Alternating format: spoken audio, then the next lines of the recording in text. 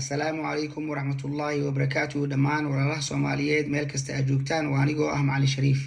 videogan wuxuu ku saabsan yahay natiijooyinka imtixaanaadka A-levelka iyo kuwa GCSE-ga oo la filayo inay soo baxaan dhawaan 13 Agoosto waxaa soo baxaya natiijooyinka A-levelka 20 Agoosto waxaa soo baxaya natiijooyinka GCSE-ga 4 September waa maalinta ugu dambeysa uu isdiiwaan galin karo canugaaga haddii uu doonayo inuu fariisto imtixaanka A-levelka si uu grade wanaagsan u helo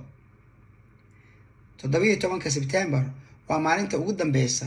uu canugaagu abiil ka qaadan karo natiijada A-levelka iyo kuwa GCSE-ga 18 September waa maalinta ugu dambeysa uu isdiiwaan galin karo canugaaga waa haddii uu doonayo inuu fariisto imtixaanada GCSE-ga marka laga reebo maadada xisaabta iyo Ingiriiska 4 October waa maalinta ugu dambeysa uu isdiiwaan galin karo canugaaga haddii uu doonayo inuu fariisto imtixaanaadka Ingiriiska iyo kuwa xisaabta 5 ilaa 23 October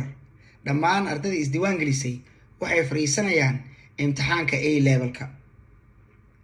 2 ilaa 23 November dhammaan ardayda isdiiwaan gelisay waxay fariisanayaan imtixaanada GCSE-ga ogow waa inaad canugaaga diiwaan geliso si uu u fariisto imtixaanada A-levelka iyo kuwa GCSE-ga haddii aad dood ka qabto natiijada ama grade-ka uu canugaagu helay aadna doonayso inaad abiil ka qaadato waa inaadan ka dawamarin 17 September waa mahadsantiin. Assalaamu calaykum waraxmatullaahi wabarakaatuh.